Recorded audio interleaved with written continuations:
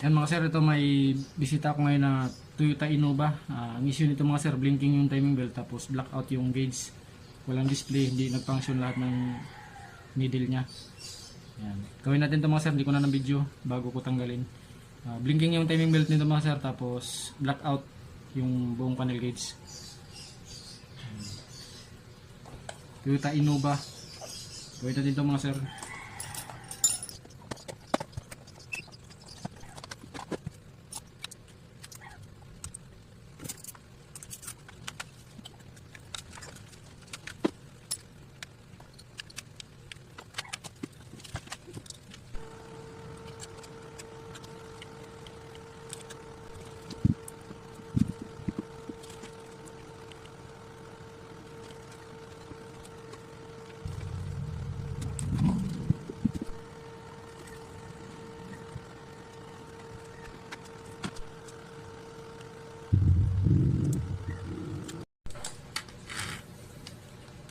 Yan mga sir, okay na. Na-repair ko na ito mga sir. Bali, assemble ko na lang para ma-testing actual dun sa unit. Yan. Toyota Innova mga sir, blackout issue, blinking yung timing belt. Galing lang silang, taga-silang lang sila mga sir.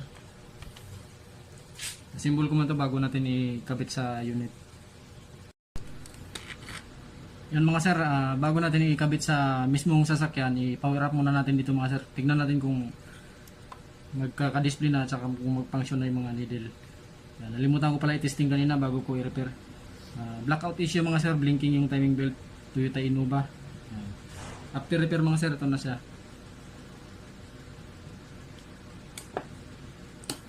Tingnan natin mga sir kung magkaka-display na.